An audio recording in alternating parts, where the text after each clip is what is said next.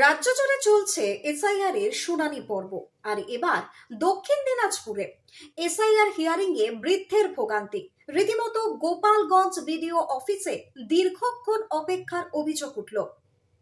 গোপালগঞ্জে SIR hearing কে ঘিরে 81 বছরের বৃদ্ধের হয়রানির অভিযোগ। এসআইআর হিয়ারিং কে ঘিরে 81 বছরের বৃদ্ধের হয়রানির অভিযোগ উঠল কুমারগঞ্জ ব্লকের দিওর পাঁচপুকুর এলাকায়। স্থানীয় বাসিন্দা পামর বর্মন বুধবার সকাল থেকে সারাদিন গোপালগঞ্জ বিডিও অফিসের লাইনে দাঁড়িয়ে হিয়ারিং এ অংশ নেন।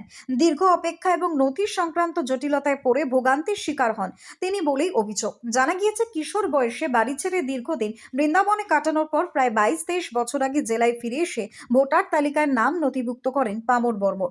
তবে তার বাবা মা 2002 সালের অনেক আগে মারা যাওয়ায় শেষ এসআইআর তালিকায় তাদের নাম না থাকায় সমস্যা দেখা দেয়। হিয়ারিং শিবিরে তিনি 1962 সালের জমির দলিল হাতে নিয়ে ঘুরে বেড়ান। ঘটনাটিকে অমানবিক বলেই আখ্যা দিয়েছেন তৃণমূল নেতা মফিজউদ্দিন মিয়া এবং উজ্জ্বল বসাক।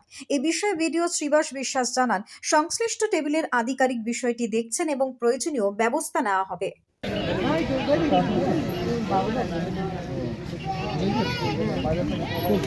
खड़ा हो मुई मोर बाप मोर 14 गोष्ठी